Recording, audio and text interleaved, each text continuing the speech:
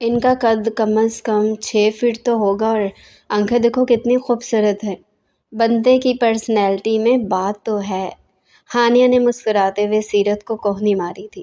وہ جو پارٹی میں موبائل پر ٹیسٹ دیکھنے میں مصروف تھی، ہانیہ کے اچانک کوہنی مارے جانے پر ہڑبڑا گئی۔ غصے سے ایک نگاہ ہانیہ پر ڈالی جو چیف گیسٹ کو گھورنے میں مصروف تھی۔ ہانیہ، ذرا سی جو شرم ہے نا تم میں تو وہ کر لو، تمیز نام کی کوئی چیز نہیں ہے تم میں، صبح سے اس بیچارے کو گھورے جا رہی ہو۔ سیرت نے چبا چبا کر ایک لفظ ادا کیا تھا مگر وہ کہاں سننے والی تھی۔ تم ایک بار دیکھو تو صحیح، تم تو ایسے نظریں جھکائے ایسے دیکھنے سے شماری ہو جیسے وہ تمہارا مستقبل کا ہونے والا دلہا ہو۔ ارے بھائی، انسان ہے، بطور چیف گیسٹ آیا ہے، اس کو دیکھنے میں تمہیں کیا مسئلہ ہے؟ ہانیہ نے اسے سمجھانا چاہا تھا مگر شرم سے اس کے گال سرخ ہونے لگے تھے۔ وہ خود پر قابو پاتے ہوئے ہانیہ کو گھور کر رہ گئی۔ ہانیہ بھی شرمی سے اپنی بدتیسی کی نمائش کرنے لگی جبکہ سیرت نے اسے اس کے حال پر چھوڑ دیا تھا۔ ہانیہ نے سیرت سے درخواست کی تھی کہ آج تو پارٹی ہے، تم کلر ڈریس میں آنا، دونوں مل کر بہت سی تصویریں بنائیں گے، مگر سیرت نے اس کی ایک نہ سنی۔ آج بھی وہ خود کو عبایا میں چھپا کر آئی تھی۔ تبھی گرمی سے بے حال ہو کر سیرت کہنے لگی، ایک منٹ، میں واش روم میں جا کر اپنا حجاب سیٹ کر کے آتی ہوں، تم یہی میرا انتظار کرنا۔ ہانیہ نے اس بات میں سر ہلایا تو وہ چپ چاپ چھوٹے چھوٹے قدم اٹھاتے ہوئے یونیورسٹی کی بلڈنگ تک آئی جو گراؤنڈ سے کافی دور تھی۔ یہاں سے پارٹی کا مدھم شور سنائی دے رہا تھا۔ وہ گراؤنڈ جس میں پارٹی کے انتظامات کیے گئے تھے، وہاں گانے کی آواز گونج رہی تھی۔ وہ واش روم گئی تو اسے ایسے محسوس ہوا جیسے اس کا کوئی پیچھا کر رہا ہے۔ اسے مڑ کر دیکھا تو چیف گیسٹ کا سیکرٹری اس کے پیچھے آ رہا تھا۔ تھوڑی دیر کے لیے وہ رک گئی، اسے ڈر لگ رہا تھا۔ اسے خود پر غصہ آنے لگا کہ ہانیہ کو ساتھ لے کر آنا چاہیے تھا۔ وہ ڈرپوک لڑکی 2 پل کے لیے سہم گئی تھی مگر پھر خود کو مضبوط بناتے ہوئے جلدی سے واش روم میں گھس گئی۔ اسے دروازہ کھول کر دیکھا تو سیڑھیوں پر ابھی تک وہ آدمی کھڑا ہوا تھا جسے اس کے انتظار میں ہو۔ اس نے جلدی سے دروازہ بند کر دیا اور اندر کھڑے ہو کر لمبے لمبے سانس لینے لگی۔ اسے گھبراہٹ سی ہو رہی تھی۔ ایک انجانے خوف نے اسے پریشان کر دیا تھا۔ 15 منٹ بعد وہ جیسے ہی سیڑھیاں اترتے ہوئے پہلی منزل پر آئی تو سامنے اس آدمی کو کھڑے ہوئے پایا۔ شاید وہ اسی انتظار میں کھڑا ہوا تھا۔ اسے نظر انداز کرتے ہوئے جلدی سے وہاں سے گزر جانا چاہتی تھی مگر تبھی وہ آدمی کہنے لگا، میڈم بات سنیں۔ خوف کے مارے اس کے پورے جسم میں کپ کپی طاری ہوگی۔ تبھی وہ بغیر کچھ بولے مڑی اور سوالیہ نظروں سے دیکھنے لگی۔ وہ آدمی قریب آیا اور کہنے لگا کہ آپ کا نمبر مل سکتا ہے۔ سیرت نے نفی میں سر ہلایا اور وہاں سے جانے لگی مگر وہ آدمی بہت ڈھیٹ تھا۔ اس کے سامنے بازو کرتے ہوئے وہ اسے جانے سے روک چکا تھا۔ وہ سہم گئی تھی۔ تبھی وہ آدمی کہنے لگا، آپ مجھے مثبت جواب دیے بنا یہاں سے نہیں جا سکتی۔ سیرت کو غصہ آنے لگا۔ وہ چلاتے ہوئے کہنے لگی، ایک بار کہا ہے نا کہ میں نے نمبر نہیں دے سکتی۔ کپکپاہٹ اس کی آواز سے واضح محسوس کی جا سکتے تھے۔ یہی وجہ تھی کہ وہ آدمی اس پر آسانی سے حکم چلا رہا تھا۔ سیرت کہنے لگی، میں نے نہیں بلکہ احمد درانی نے آپ کا نمبر مانگا ہے جو اس فنکشن کے چیف گیسٹ بھی ہیں۔ یہ سن کر سیرت کو غصہ آ گیا۔ وہ کہنے لگی، چاہے وہ جو کچھ بھی بن کر ہمارے کالج میں آ جائیں، میری نظر میں ان کی کوئی اہمیت نہیں۔ پلیز یہاں سے چلے جائیے، بلکہ میں ہی چلی جاتی ہوں۔ اس کا ہاتھ جھٹکتے ہوئے وہ جانے لگی جب وہ آدمی کہنے لگا، آپ انکار کر کے اچھا نہیں کریں، شاید آپ احمد درانی کے نام سے واقف نہیں ہیں، اگر ہوتی تو یہ حماقت کرنے کی کوشش بھی نہ کرتی، آپ پچھتائیں گی۔ یہ کہہ کر وہ آدمی وہاں سے چلا گیا۔ سیرت کو غصہ آنے لگا کہ وہ اسے دھمکانے کی کوشش کر رہا تھا۔ اسے وہ بغیر سوچے سمجھے جب اس آدمی کے پاس سے جانے لگی مگر اس سے پہلے احمد درانی اس آدمی تک پہنچ گیا۔ لڑکی کا انکار سن کر اسے خود پر غصہ آنے لگا۔ وہ آگے بڑھا۔ سیرت پہلی بار ڈری نہیں بلکہ ڈٹ کر کھڑی ہو گئی۔ غصے سے لال ہوتی آنکھوں کے ساتھ اس کی آنکھوں میں آنکھیں ڈالے گھورنے میں مصروف تھی جبکہ ہانیہ وہاں آ پہنچی۔ احمد درانی کو سیرت کے ساتھ دیکھ کر اسے حیرت ہوئی تھی مگر احمد کے تاثرات بتا رہے تھے کہ کچھ تو ہوا ہے۔ وہ جلدی سے سیرت کی طرف آئی اور اسے پوچھنے لگی۔ تبھی احمد کہنے لگا، تم جیسی لڑکیوں کو میں اچھے سے جانتا ہوں، جلدی بتاؤ چند دن میرے ساتھ گزارنے کا کتنا لوگی؟ شاید اسے کوئی غلط فہمی ہوئی ہوگی، اس لیے ایک انجان چہرے کے سامنے وہ اتنی بڑی بات کہہ گیا تھا۔ ہانیہ نے تو یہ بات سن کر اپنے منہ پر ہاتھ رکھ لیا تھا۔ جبکہ غصے سے سیرت کے دماغ کی رگیں پھٹنے لگی۔ اس نے ایک زوردار تماچا احمد کے منہ پر دے مارا اور روتے ہوئے وہاں سے گیٹ کی طرف چلے گئی۔ ہانیہ بھی اس کے پیچھے پیچھے جانے لگی، جبکہ وہ نہیں جانتی تھی کہ اس نے کتنے بڑے طوفان کو دعوت دے دی تھی۔ ابا، آپ میرے ساتھ ایسا نہیں کر سکتے، یہ ناممکن ہے۔ سیرت نے روتے ہوئے باپ کے سامنے ہاتھ جوڑے، جو شراب کے نشے میں دھت کھلتی بند ہوتی آنکھوں کے ساتھ اپنی سگی بیٹی کو حکم سنا چکا تھا۔ ابا، آپ کو پیسے چاہیے نا، میں آپ کو لا کے دوں گی پیسے، مگر میری عزت کو ایسے پامال مت کیجیے، میں مر جاؤں گی۔ سیرت باپ کے پاؤں پڑ گئی، مگر وہ ظالم شخص اپنے نشے کی حالت میں اپنی بیٹی کو بیچنے کی باتیں کر رہا تھا۔ باڑ میں گیا تیرا پیسہ، میں جوئے میں تجھے ہار چکا ہوں، اب تیرا مالک میرا یار سلیم ہے، دفع ہو جا یہاں سے۔ اگر میری نظروں کے سامنے رہی تو میں تیرا گلا دبا دوں گا اور سامنے والے نالے میں پھینک آؤں گا، کسی کو پتہ بھی نہیں چلے گا کہ بے گھوڑی ماں کی یہ بیٹی آخر گئی کہاں۔ فرقان احمد زیادہ پینے کی وجہ سے اپنے ہوش و حواس کھو چکے تھے۔ ایسے میں جب اس کے دوست سلیم نے اس کی دکھتی رگ پر ہاتھ رکھتے ہوئے اس کی بیوی کا ذکر کیا تو وہ تل ملا اٹھا۔ ساری زندگی وہ اپنی بیٹی سے اسی لیے نفرت کرتا رہا تھا کیونکہ شادی کے اولین دنوں میں اس کی بیوی گھر سے بھاگ گئی تھی۔ سلیم نے اپنا داؤ چلا دیا تھا، وہ کب سے سیرت پر بری نگاہ رکھے ہوئے تھا اور آج موقع تھا کہ وہ فرقان احمد کو جذباتی طور پر بلیک میل کر کے اس کی بیٹی کو آسانی سے حاصل کر سکتا تھا، اور اس کی چال کامیاب ٹھہری۔ فرقان احمد اپنی عزت کی پرواہ کیے بغیر بیٹی زبردستی اپنے دوست کو تھمانے کو تیار تھا، جو اسے غلیظ نظروں سے گھور رہا تھا۔ تیری ماں بھی ایسے نافرمان تھی جیسی تو ہے، تجھے پتہ ہے تو ہو بہو اپنے ماں کے جیسی ہے۔ فرقان احمد نے لڑکھڑاتے ہوئے چند جملے ادا کیے تھے۔ وہ رو رہی تھی، اسے صرف اپنے باپ کا سہارا تھا اور اب وہی اس کی عزت کا دشمن بنا ہوا تھا۔ ابا، میں آپ کے سامنے ہاتھ جوڑتی ہوں، پاؤں پڑتی ہوں، آپ کو تعلیم نہیں پسند، میں پڑھنا چھوڑ دوں گی، لے کر مجھے بیچو تو مت، میں تمہاری سگی بیٹی ہوں۔ ہوش میں آئی ابا، ایسا کر کے آپ خود بعد میں پچھتائیں گے۔ وہ ہر ممکن کوشش کر رہی تھی کہ کسی طرح اپنے باپ کو اس بات پر قائل کر لے۔ تبھی سلیم خباثت سے مسکراتے ہوئے اس کی جانب بڑھنے لگا۔ اس کا باپ زیادہ پینے کی وجہ سے ہی وہیں لڑکھڑاتے ہوئے فرش پر ڈھیر ہو گیا۔ کمرے میں سناٹا چھایا ہوا تھا۔ سلیم چہرے پر فرعونیت لیے اس کی جانب بڑھ رہا تھا۔ وہ روتے ہوئے خود کو چادر میں ڈھانپتے ایک ایک قدم پیچھے لے رہی تھی۔ ان حالات کو دیکھتے ہوئے اس کا دماغ سن ہو چکا تھا۔ اس کے ذہن میں وہی ایک جملہ گونج رہا تھا، بے گھوڑی ماں کی بیٹی۔ تبھی تھوڑی دیر خود کو ریلیکس کرتے اس کا دماغ چلنے لگا۔ اس نے پوری قوت سے سلیم کو دھکا دیا، جو پہلے ہی نشے کی وجہ سے لڑکھڑا رہا تھا۔ وہیں سے وہ بھاگتے ہوئے گھر سے نکل گئے۔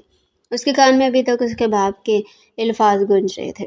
وہ اپنی ماں کے بارے میں جاننا چاہتی تھی، مگر اس کے والد ہمیشہ اس سے چپ کراتے تھے۔ درمینہ بیگم کا ذکر سنتے وہ غصے سے کانپنے لگتے اور بیٹی پر ہاتھ اٹھانے سے بھی باز نہ آتے۔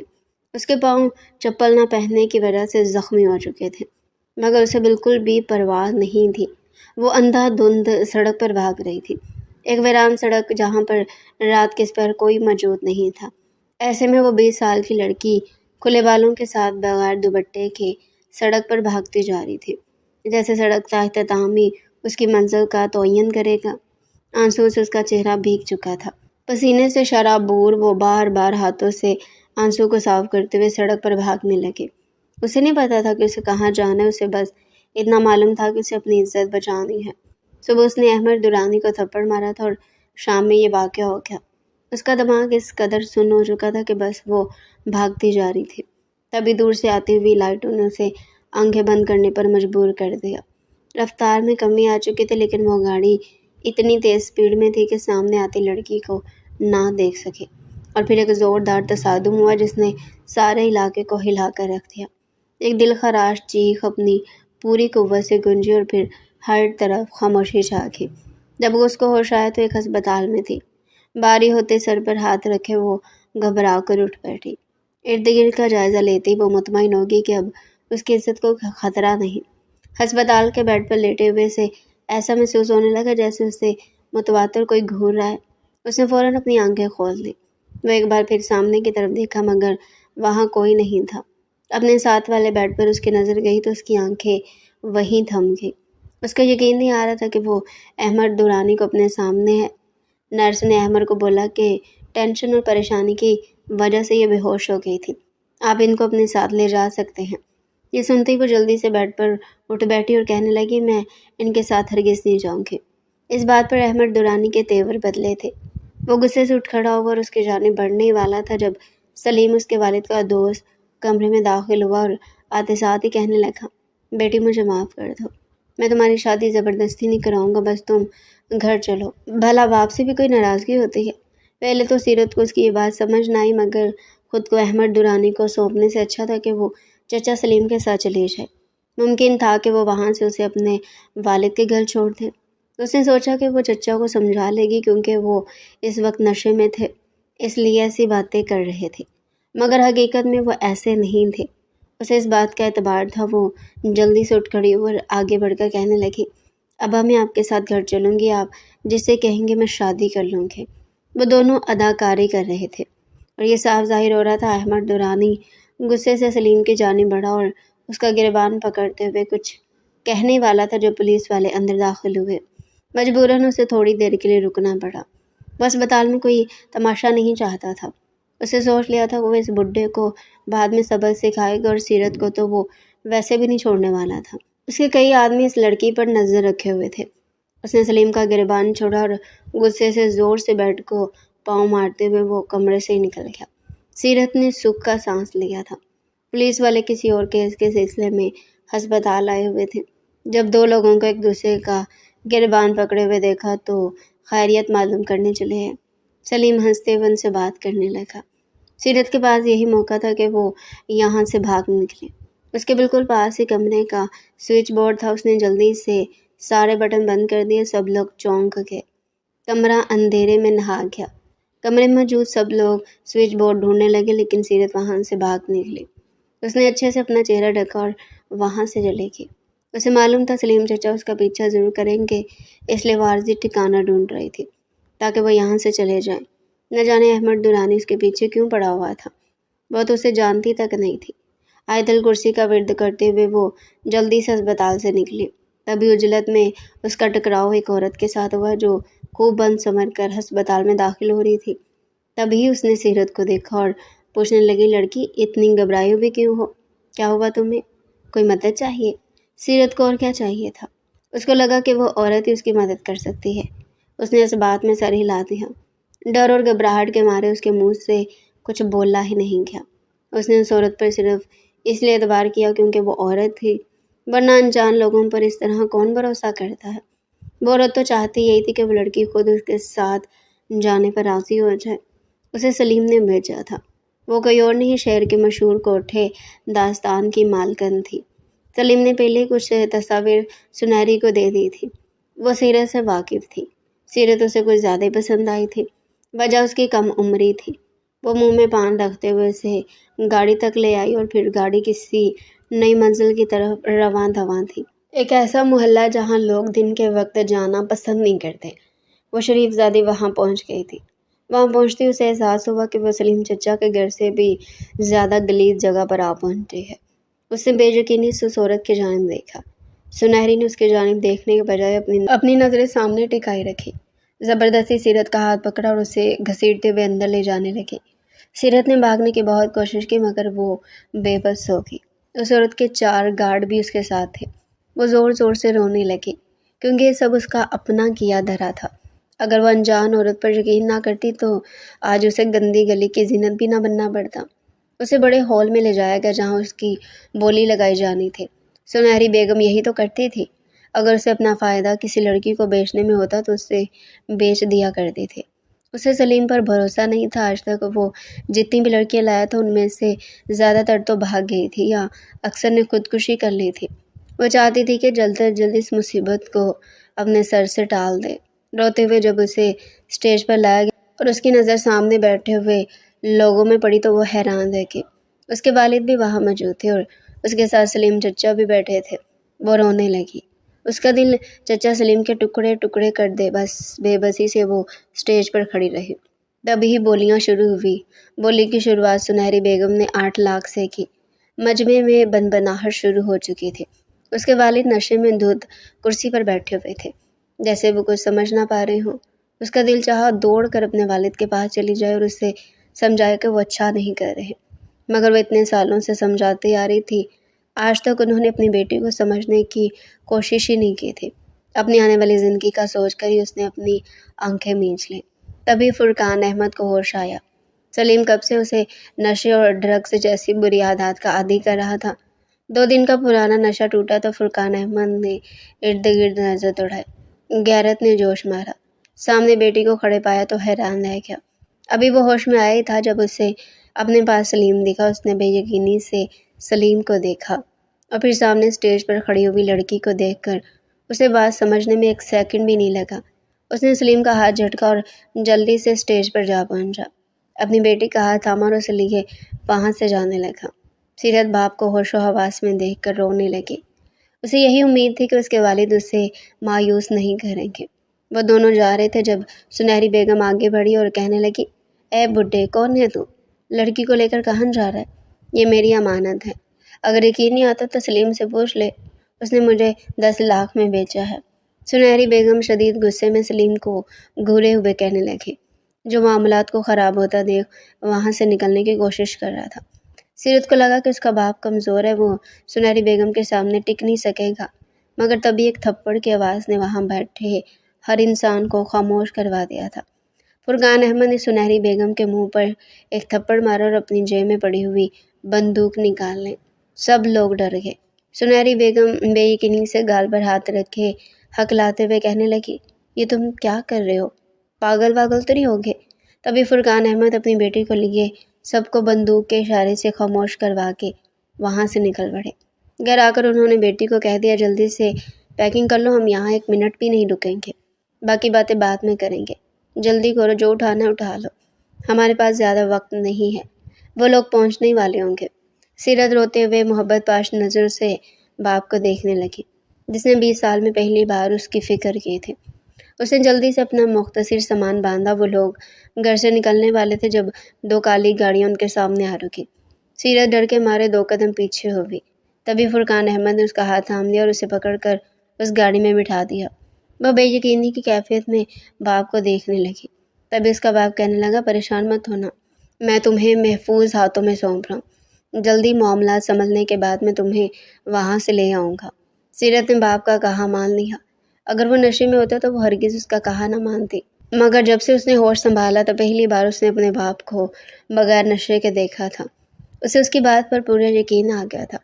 وہ چپ چاپ گاڑی میں بیٹھ گئی۔ گاڑی کا دروازہ بند کر دیا گیا۔ 5 منٹ وہ لوگ وہیں بیٹھے رہے۔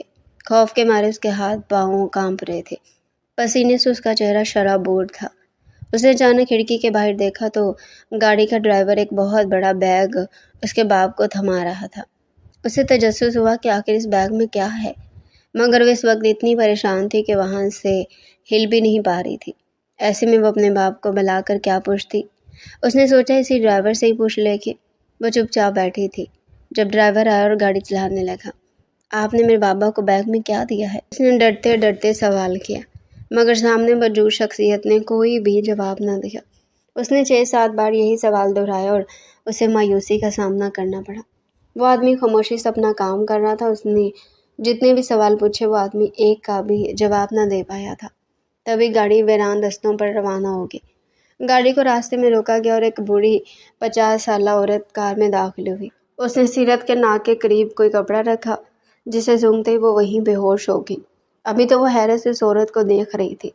اس عورت نے پھرتی دکھاتے ہوئے بے ہوشی کی دوا والا کپڑا اس کے ناک پر رکھ دیا۔ وہ سمجھ ہی نہ سکی اور اپنے ہوش و حواس سے بیگانہ ہو کر اس عورت کے گود میں جھول گئی، جس کا نام فرخندہ بیگم تھا۔ جب اسے ہوش آیا پہلے تو وہ کچھ سمجھ نہ سکی اور چارپائی پر پڑی چھت کو گھورتی رہی۔ کمرے میں اندھیرا تھا۔ ایک کھڑکی کھلی ہوئی تھی جس کی وجہ سے کمرہ 2 حصوں میں بٹا ہوا تھا۔ ایک طرف اندھیرا تھا تو دوسری طرف ہلکی ہلکی روشنی آ رہی تھی۔ وہ ڈر کے مارے اٹھ کھڑی ہوئی اور ارد گرد کا جائزہ لینے لگی۔ جیسے اس نے فرش پر پاؤں رکھے اسے ایسے محسوس ہوا جیسے وہ کسی مٹی کے ٹیلے پر کھڑی ہو۔ شاید کمرے کی بہت عرصے سے صفائی نہیں کی گئی تھی۔ وہ سنبھل کر آہستہ سے چلتے ہوئے کھڑکی کے پاس آئی، دیکھا تو صحن میں وہی عورت موجود تھی۔ اس نے دروازہ کھول کر باہر جانا چاہا تو باہر سے دروازے کو تالا لگا ہوا تھا۔ وہ دوڑ کر کھڑکی کی جانب آئی اور उस औरत को बुलाने की कोशिश करने लगी। वो औरत ऐसे ज़ाहिर कर रही थी जैसे वो बहरी हो और उसे सीरत की आवाज़ सुनाई ना दे रही हो। तभी उसे दरवाजे के बाहर हलचल महसूस हुई। वो दौड़कर दरवाजे के पास आई। उसे लगा शायद वो औरत दरवाज़ा खोल रही है, मगर जैसे ही दरवाज़ा खोला और इतनी देर अंधेरे में रहने के बाद जब रोशनी उसकी आंखों से टकराई तो आंखों पर हाथ रखते हुए वो आहिस्ता से आंखों को खोलते हुए सामने देखने लगी। वो बगैर खुद पर सब्र किए अहमद दुरानी की जानिब बढ़ी और उसे कहने लगी, चाहते क्या हो तुम? क्यों मेरा पीछा कर रही हो? वो हलक के बल चीखी थी। वो मुकाबल वजूद में कोई हरकत पैदा न हुई, बल्कि वो कमरे में दाखिल हुआ और कमरे को अंदर से ताला लगाने लगा। सीरत घबरा गई और उसके सामने आते हुए पूछने लगी, दरवाजे को ताला क्यों लगा रही हो? और ये तुम मेरे कमरे में क्या कर रहे हो? जाओ यहाँ से। उसकी आवाज़ में कपकपाहट थी। अहमद दुरानी के चेहरे पर तासुरात सर्द हो चुके थे। मैं पूछ रही हूँ तुम यहाँ क्या कर रहे हो? तुम्हें समझ नहीं आ रहा? अभी उसने अहमद दुरानी का गिरबान पकड़ा ही था जब उसने उसकी कलाई पकड़ते हुए एक जोरदार थप्पड़ उसके मुंह पर दे मारा। वो बेयकीनी से उसे घूरने लगी। उसकी जुबान बंद हो चुकी थी। मैं तुम्हारा मालिक और तुम मेरे गुलाम हो। तुम्हारे बाप ने तुम्हें मेरे हाथों भेज दिया। जानती हो तुम्हारे सगे बाप ने तुम्हारी कितनी कीमत लगाई है? 15 लाख। उसने तुम्हें 15 लाख में मुझे भेज दिया है। लफ्ज़ों को चबाते हुए उसने सीरत की आंखों में आंखें डाले उसे जवाब दिया था। ये सुनते उसे ऐसा महसूस हुआ जैसे उसकी रूह जिस्म का साथ छोड़ चुकी हो। वो लड़खड़ाते हुए नीचे बैठ गई। उसे वो काला बैग याद आने लगा जो उस ड्राइवर ने उसके सामने उसके बाप को दिया था। 5 मिनट वहीं बैठने के बाद वो जल्दी से उठ खड़ी हुई और अहमद दुरानी का मुकाबला करते हुए कहने लगी, मैं कोई चीज़ नहीं हूँ जिसे तुम खरीद लोगे। वो गुस्से से चिल्लाई, पर अगले लम्हे मुंह पर पड़ने वाले थप्पड़ से ज़मीन पर औंधे मुंह गिरी। चुप, तुम्हारा बाप तुम्हें भेज चुका है और मैं जब एक चीज़ की कीमत अदा कर दूं तो उसे ख़त्म तो कर देता हूँ, पर आज़ाद नहीं करता। वो ब्लैक वर्ल्ड में राज करने वाला ख़तरनाक डॉन अहमद दुरानी था। उसे वैसे भी औरत ज़ात से नफ़रत थी। तुम आज से मेरी दखील बनोगे। अहमद की बात पर उस लड़की ने बेख्तियार उसके मुंह पर थप्पड़ मारा था और कहने लगी, तुम्हारी इतनी औकात नहीं है कि मैं तुम्हारी रखेल बनूं। इतना शौक है तो अपनी माँ बहन को क्यों नहीं रख लेते? ये कहते ही अहमद दुरानी ने उसके मुंह पर थप्पड़ों की बरसात कर दी। थप्पड़ पड़ने के वजह से गर्म होते गालों पर वो बेयकीनी से हाथ रखे रोने में मसरूफ़ थी। उसने अपनी मुसीबत को खुद आवाज़ दी थी। तुम तो ऐसे गुस्सा हो रही जैसे रखेल तुम्हारे लिए कोई नया लफ्ज़ हो। मेरा नहीं ख्याल कि तवाइफ और रखेल में कोई फ़र्क होता है। जब तुम तवाइफ बन सकती हो तो रखेल क्यों नहीं? अहमद दुरानी तंजिया हंसते हुए उसकी जानिब देखने लगा। मैं तवाइफ नहीं हूँ। उस औरत ने मुझे अपने झांसे में फंसाया, मुझे मदद का यकीन दिलाया और मुझे अपने साथ इस कोठे पर ले गई। मैं अपनी मर्ज़ी से नहीं गई थी। वो चीखते हुए अपना आप उसको सच्चा साबित करने की नाकाम कोशिश कर रही थी, मगर सामने भी अहमद दुरानी था। उसका आज तक बहुत से लोगों से पाला पड़ा था। अच्छा, तो जब मैं तुम्हारे कॉलेज आया था उससे पहले उस तवाइफ ने मेरे पास तुम्हारी तस्वीरें कैसे भेज दी कि मैं वक्त गुजारी के लिए जिस तवाइफ पर हाथ रखूं वो मुझे देने को तैयार है। उनमें तुम्हारी तस्वीर भी थी और जब मैंने शराफत से तुम्हारा नंबर मांगा तो तुमने सबके सामने मुझे थप्पड़ मार दिया। तुमने थप्पड़ मारकर खुद अपने लिए ये जहन्नम खरीदी है, अब खुद ही भुगतो। उसने सीरत को ज़ोर से धक्का दिया, उसका सर चारपाई पर जा लगा, मगर इस बात की अहमद दुरानी को क्या परवाह थी? वो उससे भी बड़ी चोटें सह चुका था और यह उसके लिए मामूली बात थी। वो कमरे से निकल गया। उसका दिमाग ख़राब हो चुका था। गुस्से से उसकी आंखें लाल होने लगी। वो ज़ब्त की आखिरी हदों को छू रहा था। उसके कान साइन साइन कर रहे थे। जब से सीरत ने उसे माँ बहन के रकेल होने का ताना दिया था, उसी वक्त अपनी होशो हवास खो बैठा था। उसकी बहन भी तो बगैर किसी को इत्तला किए जलाल कुरैशी की रखेल बनकर रह रही थी। सिर्फ अपनी मोहब्बत को पाने के लिए वो उसी दिन मर गया था। अब जब भी कहीं उसकी माँ बहन का जिक्र आता उसके सामने वही मंजर घूमने लगते जो 10 साल पुराने थे, मगर हमेशा उसके ज़ख्म ताज़ा कर देते। वो कमरे में तो कुछ और सोच कर गया था, मगर वापसी पर गुस्से से उसका दिमाग का पानी खोलने लगा।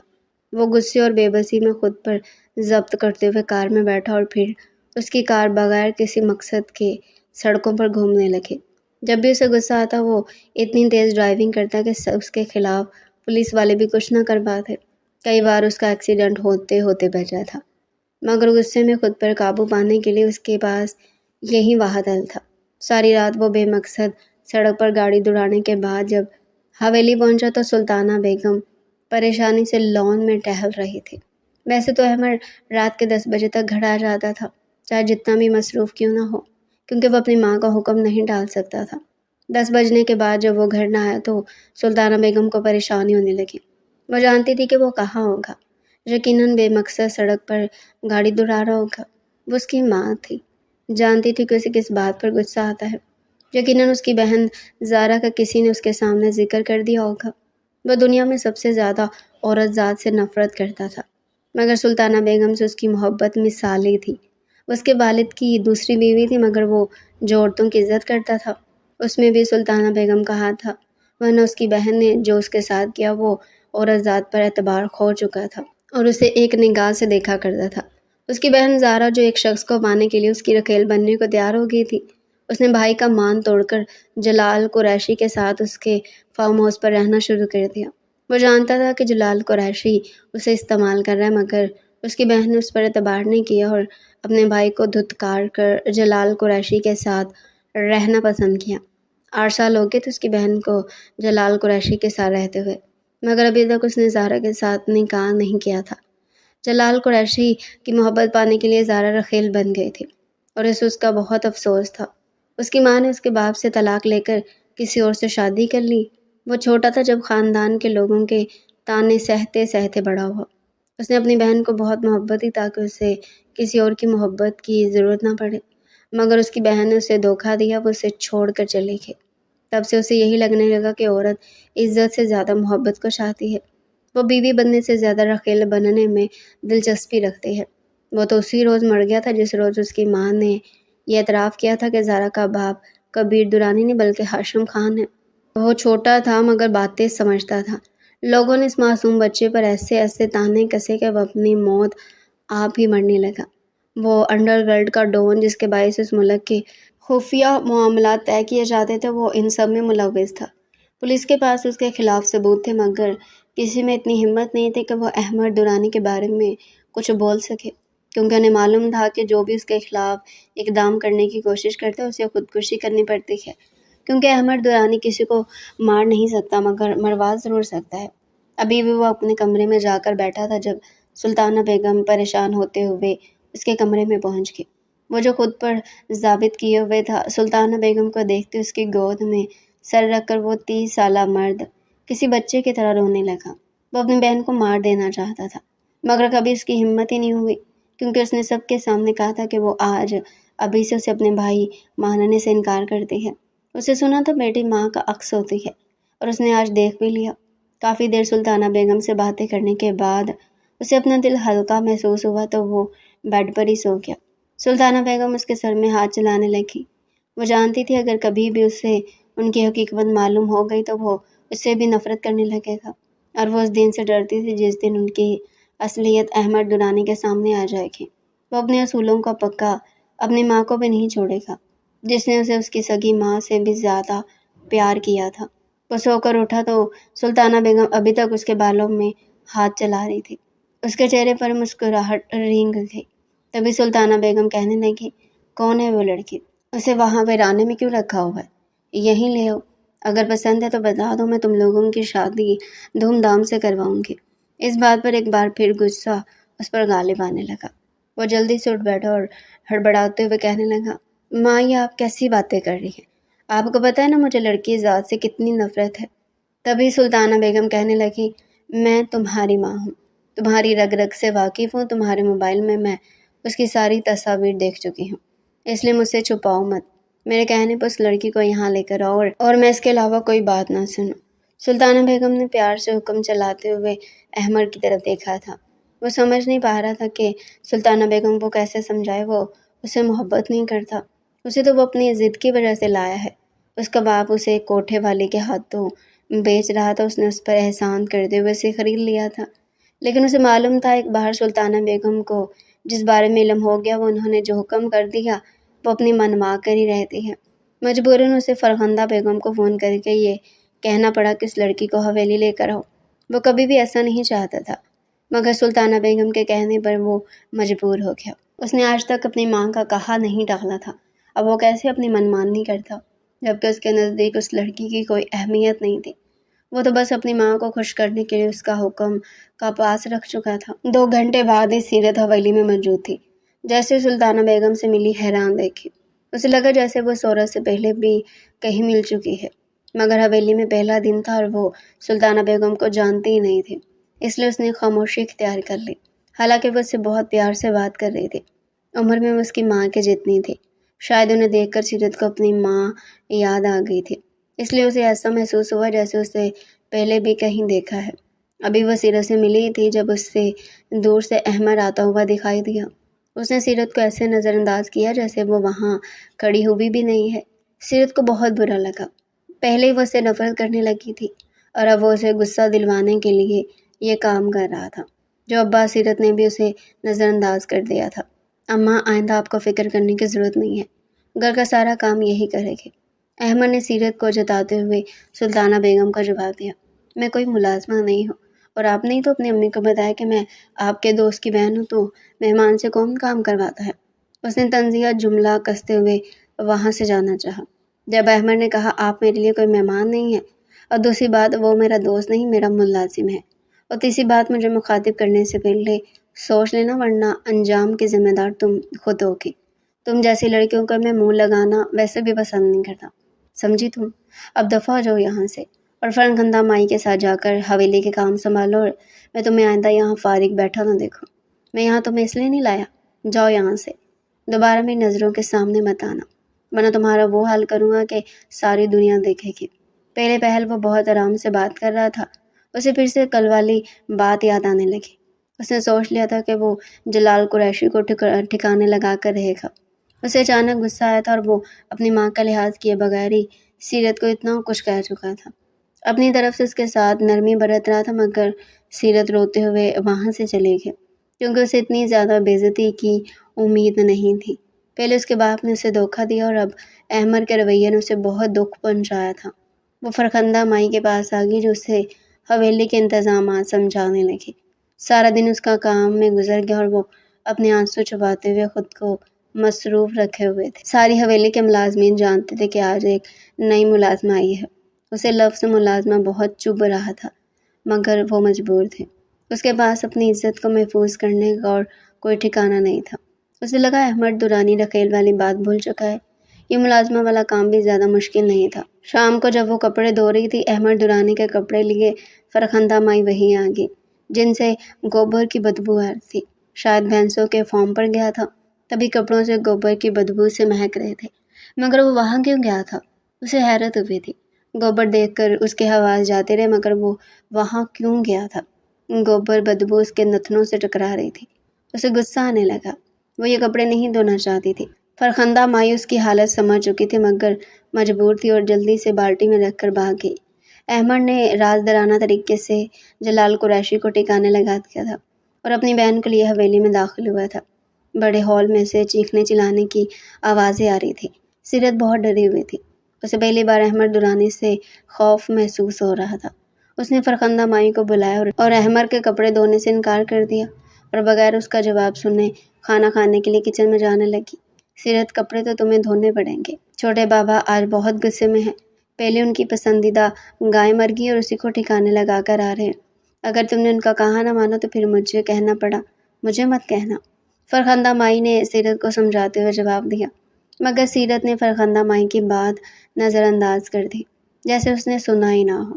رات کے 10 بج رہے تھے، اس کی کمر میں شدید درد تھا اور رو رو کر آنکھیں لال ہو رہی تھی۔ اس نے اپنے لیے کھانا گرم کیا ہی تھا جب احمد غصے سے تن فن کرتا ہوا کچن میں داخل ہوا۔ تمہاری ہمت کیسے ہوئی میرے کام کو کرنے سے انکار کرنے کے لیے؟ تمہاری اتنی ہمت؟ میں نے تمہیں رخیل بنا کر نہیں رکھا، اس کا مطلب یہ نہیں کہ تم اب مجھ پر حکم چلاؤ گی یا میری برابری کرو گی۔ تمہاری حیثیت اس گھر میں ملازمہ کی بھی نہیں بنتی تھی، مگر میں نے یہ صرف سب اپنی ماں کے لیے کیا ہے، سمجھی تم؟ ابھی اسی وقت میرے لیے چائے بناؤ اور میرے کمرے میں دے جانا۔ وہ شدید غصے میں تھا، اس کی آواز کچن میں گونج رہی تھی۔ سارے دن کی تھکی ہاری سیرت کی آنکھوں سے آنسو بہنے لگے۔ اسے اچھی زندگی تو وہ اپنے باپ کے گھر گزاری تھی، کم از کم اس پر اس طرح حکم چلانے والا یا سب کے سامنے ذلیل کرنے والا کوئی نہیں تھا۔ روتے ہوئے اس نے کھانا وہیں رکھا۔ چائے بنا کر جیسے وہ احمد کے کمرے میں داخل ہوئی، وہ یہ دیکھ کر حیران رہ گئی کہ احمد کمرے میں نہیں تھا۔ اس کے بیڈ پر جو لیپ ٹاپ پڑا تھا، اس پر جو ویڈیو چل رہی تھی، اس نے سیرت کو حواس باختہ کر دیا تھا۔ اس ویڈیو میں احمد نے جلال قریشی کو کتے کی موت مارا تھا، اور وہ اتنی ڈر چکی تھی کہ چائے کی ٹرے اس کے ہاتھ میں کانپنے لگی۔ دروازہ کھلنے کی آواز سے متوجہ ہو کر احمد ڈریسنگ روم سے باہر نکلا تو سیرت کو وہ ویڈیو دیکھتے ہوئے پایا۔ اسے غصہ آنے لگا کہ وہ بغیر نو کیے اس کے کمرے میں کیسے آ گئی۔ کیا کر رہی ہو تم؟ مجھ سے پوچھے بغیر میرے کمرے میں کیسے داخل ہوئے؟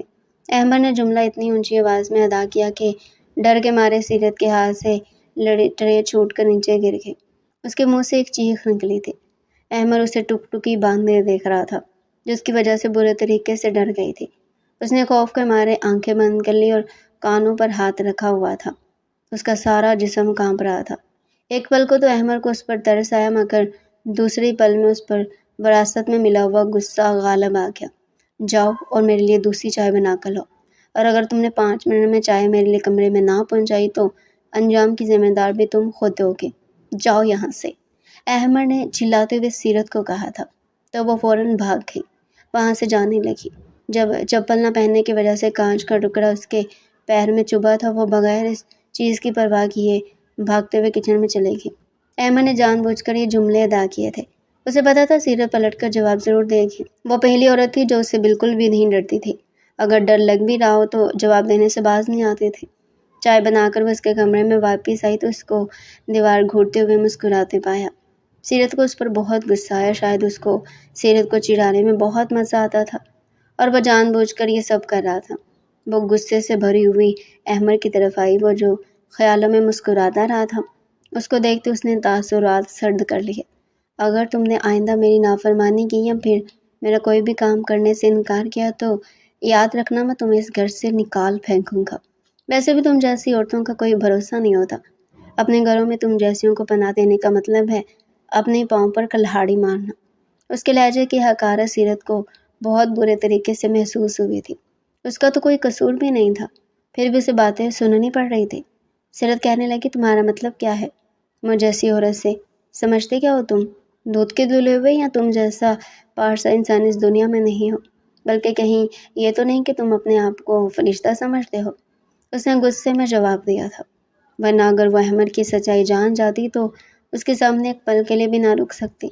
مگر وہ سچ سے انجان اس انسان سے بحث کر رہی تھی جس کی وجہ سے کالی پوشیدہ دنیا عروج پر تھی۔ احمد یکدم سنجیدہ ہو گیا۔ اس نے کہا، ہاں میں خود کو موت کا فرشتہ سمجھتا، اب دفع ہو جاؤ۔ سلطانہ بیگم اس بات سے واقف تھی کہ وہ ان کی سگی بیٹی ہے۔ رات کے اس پہر اسے حویلی میں پوچھا لگاتے ہوئے دیکھ کر ان کے دل کو بہت چوٹ پہنچی تھی۔ وہ فوراً ان کی جانب آئی اور کہنے لگی، بیٹی تم ابھی تک کیوں جاگ رہی ہو؟ یہ کہتے ہوئے ان کی آنکھیں نمکین پانی سے بھر گئیں۔ آنٹی وہ دراصل یہاں مجھ سے چائے گر گئی تھی تو وہی صاف کر رہی تھی۔ سیرت نے سعادت مندی سے جواب دیا تھا، میں احمد کی بھی امی ہوں اور تمہاری بھی۔ میں جانتی ہوں وہ میری وجہ سے تم سے شادی کا خواہش مند ہے۔ انہوں نے یہ بات بہت رازدارانہ انداز میں کی تھی، مگر یہ سنتے ہی سیرت کے پیروں تلے سے زمین نکل گئی۔ میرے کمرے میں آؤ، مجھے تمہیں کچھ بتانا ہے۔ سیرت چپ چاپ اس کے کمرے میں چلے گی۔ تھوڑی دیر بعد احمد بھی وہیں آ گیا۔ میں تم دونوں کو اپنی زندگی کا ایک سچ بتانا چاہتی ہوں۔ میں احمد کی سگی نہیں، سوتیلی ماں ہوں، جبکہ سیرت میری سگی بیٹی ہے۔ میں بازار گئی تھی جب مجھے اغوا کر لیا گیا۔ یہ عورتوں کی بہت بڑی سمگلنگ تھی اور سب کے پیچھے احمد کے والد کبیر دورانی کا ہاتھ تھا۔ میرے شوہر فرقان احمد انہی کے ہاں ملازم تھے۔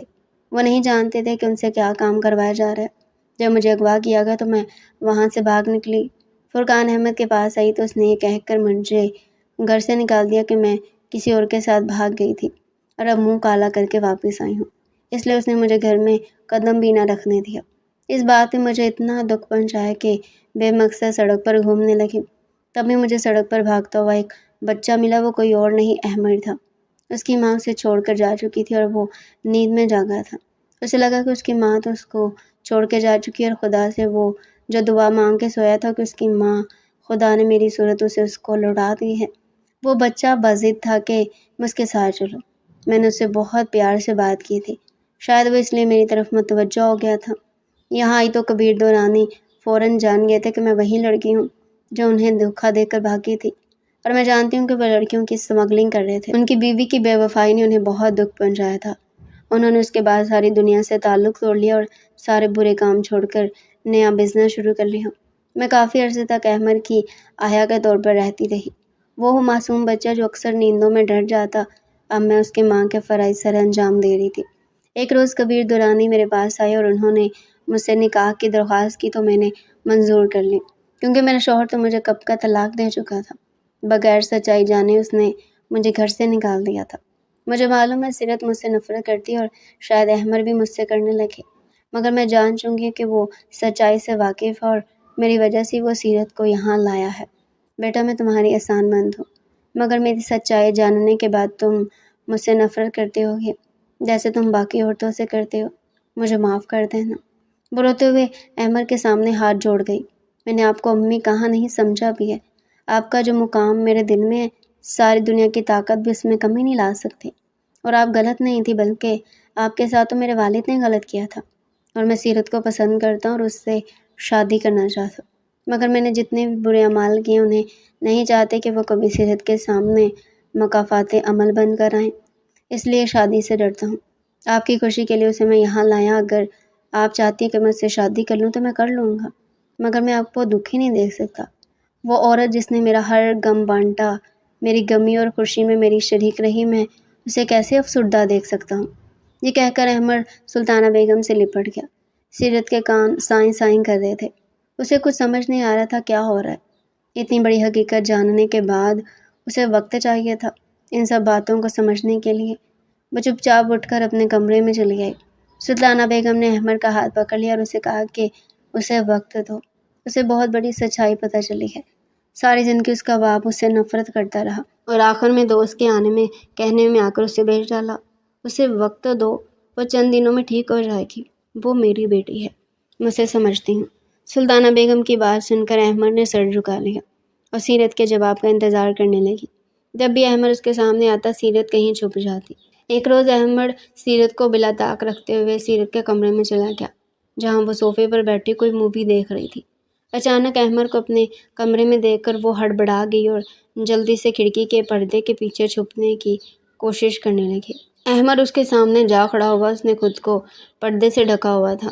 میں تم سے یہاں کوئی بحث کرنے نہیں آیا، مجھے صرف ایک بات بتا دو، یہ تم مجھ سے کس خوشی میں چھپتی پھر رہی ہو؟ احمد نے لاکھ چاہا کہ اس کا لہجہ سرد نہ ہو، مگر وہ ضبط کر کر کے تھک چکا تھا، اس لیے اس کے کمرے میں چلا آیا تھا۔ کیونکہ مجھے آپ سے شرم آتی ہے، آپ جائیں یہاں سے، مجھے آپ سے کوئی بات نہیں کرنی۔ یہ کہہ کر سیرت چھپ گئی۔ سیرت کی اس بات پر احمد مسکرانے لگا، لیکن فوراً سے پہلے اپنے تاثرات چھپاتے ہوئے مصنوعی غصہ کرتے ہوئے کہنے لگا، مگر تمہیں مجھ سے شرم کیوں نہیں آتی ہے؟ پہلے تو نہیں آتی تھی، پہلے تو رات کے 10 بجے میرے کمرے تک آ جاتی تھی، اور اب تمہیں کس چیز سے شرم آ رہی ہے؟ آپ چپ رہے، میں اپنی مرضی سے نہیں آئی تھی، آپ نے چائے کا بولا تھا، میں صرف اس لیے آئی تھی، سمجھے؟ سیرت کو اس کی اس بات پر غصہ آ گیا تھا۔ بلایا اس نے تھا اور اب اس پر الزام لگا رہا تھا کہ وہ خود آئی تھی۔ اچھا جو بھی ہے، مجھ سے چھپنے کی ضرورت نہیں ہے، میں تمہیں حویلی میں نہ دیکھا تو مجھ سے برا کوئی نہیں ہوگا، تمہیں ساری زندگی کے لیے اسی کمرے میں قید کر دوں گا، پھر چھپتی رہنا ان پر پردوں کے پیچھے، اس نے غصے سے کہا تھا۔ تبھی سیرت کہنے لگی، امی نے کہا ہے کہ شادی تک ہم دونوں ایک دوسرے سے پردہ کریں۔ سیرت نے شرماتے ہوئے اقرار کیا تھا۔ احمد کو پہلے تو اپنے کانوں پر یقین نہ آیا، مگر جیسے اس نے سنا مسکراہٹ اس کے لبوں کو چھو گئی، مگر اس نے ظاہر نہیں ہونے دیا۔ سیرت نے جلدی سے دوپٹے سے منہ چھپایا اور اسے دھکا دیتے ہوئے باہر لے گئی۔ شاید ہوش سنبھالتے ہوئے احمد پہلی بار یوں کھلکھلا کے ہنس رہا تھا۔ اس نے احمد کو باہر نکال کر اندر سے کنڈی لگا لی تھی۔ سلطانہ بیگم نے احمد کو ہنستے ہوئے دیکھا تو دل ہی دل میں انہوں نے بیٹے کی نظر اتاری تھی، جو انہیں اپنی جان سے بھی زیادہ عزیز تھا۔ اب تو ان کا داماد بھی بننے جا رہا تھا۔ 3 مہینوں سے اسی طرح گزرے۔ بالآخر ایک روز اس نے احمد سے شادی کی حامی بھر لی، کیونکہ وہ واپس اپنے باپ کے پاس جا نہیں سکتی تھی، اور اتنے برسوں بعد اسے ماں کا پیار ملا تھا، وہ اسے کھونا نہیں چاہتی تھی۔ سلطانہ بیگم اس کے اس فیصلے سے بہت زیادہ خوش تھی۔ احمد نے سیرت کو بہت آزمایا تھا، اسے ایسی بیوی چاہیے تھی جو پردہ کرتی ہو، غیر مردوں سے بے تکلف نہ ہو اور صرف اسی کی بن کر رہے، اور سیرت ویسی تھی جیسی بیوی وہ چاہتا تھا۔ وہ اس کی آزمائش پر پوری اتری تھی۔